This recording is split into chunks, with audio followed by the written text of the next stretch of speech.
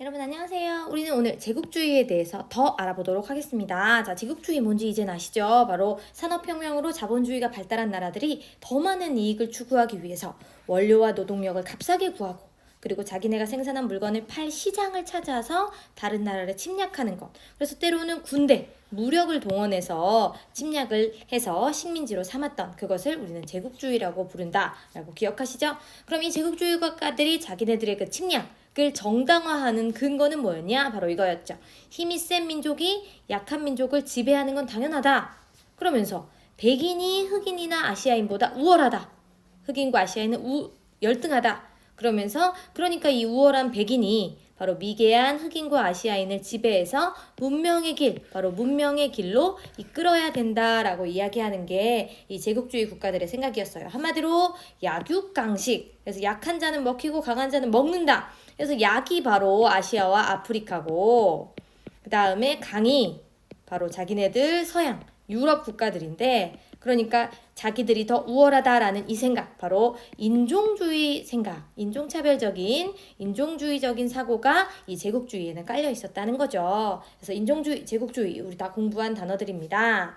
자, 그렇다면 오늘 영상에서는요, 이런 제국주의 열강은 한마디로 강대국이에요. 그래서 이런 강대국들이 어떻게 침략을 했는지 그 실상을 알아보는데요. 보통 이 아프리카와 아시아의 국가들이 많이 제국주의의 침략을 받게 됐죠. 그래서 하나하나 알아보도록 하겠습니다. 먼저 아시아. 아시아는 여러분 알다시피 유럽 국가들이 굉장히 좋아했던 곳이에요. 여기에는 유럽에서 나지 않은 많은 신기한 물건들이 있었죠. 뭐 향료라든가 비단, 차, 도자기. 그래서 이런 것들을 얻기 위해서 이제 그동안은 무역을 하다가 이제는 아예 침략을 해서 식민지로 삼아버리려는 거죠.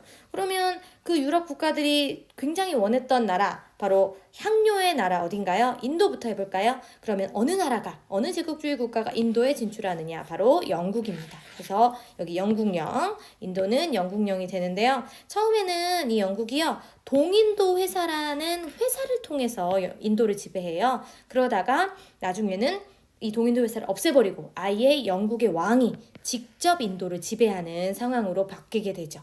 그래서 왜 이렇게 바뀌었는지는 우리 인도 얘기할 때 더 자세히 얘기하도록 할게요. 그 다음에 여기 여러분 보시면요, 인도 차이나라는 반도가 있어요. 여기는 인도와 그다음 중국, 차이나의 사이에 있어서 인도 차이나라고 부르는 거죠. 그래서 인도 차이나 반도에는 베트남, 캄보디아 이런 나라들이 있는데요. 이런 나라들은 누구의 차지가 되느냐? 바로 프랑스의 차지가 됩니다. 그래서 프랑스가 베트남, 캄보디아를 식민 지배하게 되는 거고요.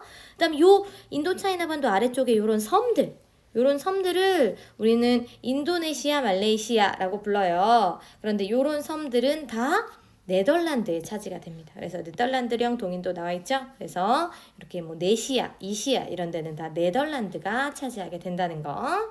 그 다음에 한국. 바로 우리 한국도 제국주의의 지배를 받습니다. 바로 어느 제국주의 국가냐? 그렇죠. 바로 일본이죠. 그래서 옆에 있는 일본이 한국을 지배하게 되고요. 그 다음에 필리핀뿐만 아니라 괌과 하와이까지 차지한 나라는 바로 미국입니다. 그래서 이 필리핀, 우리 영어 배우러 갈 때 필리핀으로 가시는 분들이 있어요. 바로 필리핀이 미국의 식민지였기 때문이죠. 그 다음에 여기 오스트레일리아가 호주죠. 그래서 호주와 뉴질랜드까지 차지한 나라 초록색이네요. 어디냐? 영국이죠. 그래서 영국은 여기까지 차지하면서 굉장한 식민지를 갖게 되는 거죠. 그래서 제국주의 국가들이 이렇게 아시아를 나누어 가졌다. 그러면 이런 상황에서 침략을 받지 않은 나라도 있을까? 예, 있습니다. 바로 태국이요. 태국은요, 여기 보면 색깔이 칠해져 있지 않죠. 태국은 여기까지는 그 영국의 식민지로 쭉 진출을 했거든요, 영국이. 그 다음에 여기는 이제 프랑스예요. 그러니까 태국은 영국과 프랑스 식민지 사이에서 둘이 눈치만 보고 있었던 거죠. 그래서 태국은 다행히도 그 어떤 나라의 식민지 지배도 받지 않았던 그런 나라로 독립된 국가로 남겨져 있게 됩니다. 러시아는요, 사실 러시아가 되게 춥거든요. 그러니까 러시아는 남쪽으로 내려오고 싶어 해요. 그러면서 이제 제국주의를 하려고 하는데, 그러면서 곳곳에서 영국과 충돌하는 모습을 보이기도 했어요. 자, 이렇게 태평양의 섬들, 여기 보면 영영영푸 써있죠? 이런 작은 섬들까지도 다 제국주의 국가들이 나눠 갖는다는 거. 그럼 아프리카 볼까요? 자, 아프리카는요, 사실 처음에는 노예를 그냥 사다가 파는 정도로 유럽 사람들이 생각을 했어요. 그런데 거기에 매장된 엄청난 지하 자원을 알게 된 거죠. 뭐 금이라든가 다이아몬드라든가 이런 것들. 그러면서 유럽 국가들이 여기도 침략을 해야겠다 생각을 한 거죠. 처음에는 영국과 프랑스가 거의 이제 본격적으로 진출을 합니다. 그런데 이제 점점 다른 나라들이 침략에 뛰어들면서 원칙이 정해져요. 먼저 차지하면 된다. 그래서 먼저 점령해서 지배권을 획득하면 그 나라 거다라는 원칙이 만들어지면서 이제 서로 나라들이 빨리빨리 막 침략을 하려고 하죠. 그래서 심지어는 자를 대고 잘랐다는 얘기도 있어요. 서로 막 분쟁이 있는 지역은 아예 그냥 자대고 여기까지는 니네 거, 여기까지는 니네 거 이랬다는 거죠. 그래서 지금도요, 아프리카 지도를 보면 이렇게 직선이 많아요. 그래서 왜 이러냐 이렇게 봤을 때 옛날에 그 식민 지배를 하기 위해서 제국주의 국가들이 이렇게 잘랐던 게 지금까지 유지되고 있기 때문이다 라는 이야기가 있죠. 자, 그런데 이렇게 침략을 서로 하다 보면 당연히 충돌할 수밖에 없거든요. 그래서 초반에 아프리카에서 아주 그냥 무서운 기세로 그 식민지를 넓혀나갔던 영국과 프랑스가 먼저 충돌을 합니다.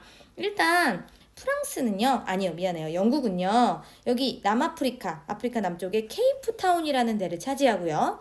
그 다음에 이집트를 차지합니다. 그러면서 위아래로 이렇게 해서 식민지를 넓혀나가겠다라고 하는 정책, 이걸 뭐라고 부르냐면 세로 종자를 써서 종단 정책이라고 불러요. 우리가 왜 국토 종단하면 이렇게 국토를 위아래로 왔다 갔다 하는 거거든요. 그래서 세로로 이렇게 그 아프리카를 차지하겠다라는 정책을 피죠. 반면에 프랑스는요, 여기 있는 알제리를 차지하고 그 다음에 여기 있는 섬 많이 들어보셨나요? 마다가스카르라는 섬을 차지하면서 이렇게 바로 그 가로로 진출하려는 정책을 펴요. 그래서 횡단, 가로 횡자를 써서 횡단 정책을 피는데, 그러면 한 나라는 이렇게 진출하고 한 나라는 이렇게 진출하면 당연히 한 곳에서 만날 수밖에 없죠. 그곳이 바로 어디냐? 파쇼다라는 곳입니다. 아프리카 수단의 파쇼다라는 곳인데요. 바로 그래서 이곳에서 영국과 프랑스의 충돌, 파쇼다 사건이 벌어진 거죠. 처음에 프랑스가 먼저 가서 자기네 국기를 딱 걸어요. 그랬더니 영국이 들어와서 이거 뭐야? 라고 하는 거죠. 그래서 정말로 한때 빠지직 전쟁이 일어날 뻔도 했어요. 그런데 다행히 프랑스가 한 발 물러나면서 결국 전쟁으로까지 커지진 않았죠. 바로 이게 파쇼다 사건인데, 그러니까 아프리카에서 서로 식민지를 넓히는 과정에서 벌어진 충돌이라고 할 수 있죠. 그래서 이게 바로 파쇼다 사건을 보여주는 그림. 그래서 프랑스, 영국이 지금 뭔가 이렇게 쳐다보고 있는데 프랑스가 지금 이걸 갖고 있죠. 이게 바로 파쇼다라는 쿠키거든요. 그래서 이것을 지금 영국이 노리고 있는 그런 그림이죠. 자, 그러면 이걸로 끝이냐? 여기서 영국과 프랑스가 충돌했고요. 또 요 모로코라는 요 나라에서는 독일과 프랑스가 충돌합니다. 프랑스가 먼저 갖고 있었는 독일이 또 넘보는 거죠. 자, 그러면서 제국주의 국가들에게 점점 분할이 되고요. 영국과 프랑스뿐만 아니라 여러 나라들이 막 이렇게 서로 조금씩 가져갑니다. 특히 여러분이 잘 아는 우리 지난번 수업에서도 얘기한 콩고. 요 콩고는 벨기에의 땅이 되죠. 그래서 이 벨기에 왕이 그 당시에 콩고 사람들을 정말 못살게 굴었다. 그래서 이런 그림도 있어요. 벨기에 왕이 레오폴드 2세가 콩고인들 막 손목 자른 거 그런 거 봤었죠. 바로 이런 일들이 있었다라는 거죠. 그래서 사실 1876년에서 1900년 거의 한 20년밖에 되지 않거든요. 20년 만에 아프리카는 90%가 제국주의 국가들의 식민지가 됩니다. 뭐 남태평양의 섬들, 아시아, 그 다음에 호주, 그 오스트레일리아 섬은 100% 완전 제국주의의 식민지가 되는 거죠.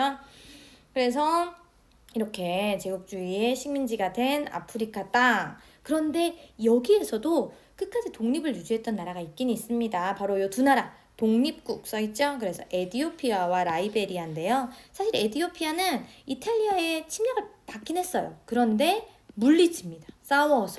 이탈리아와 싸워서 물리치는 거죠.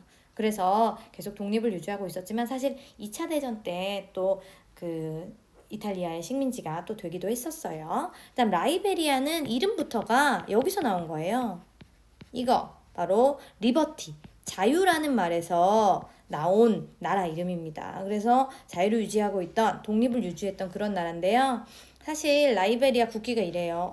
어떤 국기랑 비슷한가요? 맞아요. 미국. 그래서 라이베리아는 뭐 누군가의 식민지가 딱 되진 않았지만 미국의 거의 허수아비라고 할 수 있었죠. 그래서 그래도 아프리카 땅에서 이 두 나라는 어쨌든 제국주의 식민지로 딱 들어가진 않고 독립을 유지했던 나라, 딱 이 두 나라뿐이었다 라고 기억하시면 되겠습니다. 자, 그래서 점점 늘어나는 제국주의 국가들, 처음에는 영국, 프랑스, 제일 먼저 산업혁명을 시작했기 때문이죠. 그래서 영국, 프랑스의 그 경쟁이었지만 점점 많은 나라들이 가세하죠. 그래서 통일국가를 수립한 독일, 이탈리아, 그리고 벨기에, 미국 이런 나라들이 들어오는 거고요. 그 다음에 이제 후발주자인 러시아와 일본까지 이렇게 들어오면서 점점 시기는 늦지만 이제 다들 제국주의 침략을 시작하는 거죠. 그러면서 결국 이제 충돌이 일어나게 되는 건데, 계속해서 아까 아프리카에서 종단 횡단이 부딪히면서 파쇼다 사건 얘기했고요. 그 다음에 영국이요, 이렇게 이집트 카이로, 그 다음에 남아프리카 케이프타운을 연결하면서 또 여기 인도의 콜카타까지, 근데 다 C로 시작한단 말이에요. 그래서 우리는 3C다, C로 시작하는 새 도시를 연결하겠다. 그래서 3C 정책을 피니까 이걸 또 부러워했던 나라가 독일이죠. 그래서 너희가 3C면 우리는 B다. 그래서 베를린, 자기네 독일의 베를린, 그리고 이스탄불, 옛날 이름 비잔티움이었죠. 그리고 이란의 바그다드, 여기를 이렇게 점령하면서 3B 정책, 무슨 말장난이죠. 그래서 이렇게 정책을 피면서 계속 식민지 확장을 해나가고 경쟁을 해나간다. 그런 상황에서 이렇게 유럽은 서로 막 공격하고 칼 들고 이렇게 하는 그런 세상이 된 거고요. 결국 이제 이 제국주의 국가들끼리 이렇게 편을 가르게 됩니다. 그리고 이제 세계대전이 벌어지게 되는 거죠. 그래서 우리는 오늘 제국주의 국가들이 어떻게 침략을 하고 어떻게 충돌했는지 그 얘기를 봤고요. 이것이 어떻게 전쟁으로 이어지게 되는지는 나중에 더 이야기를 해보도록 할게요.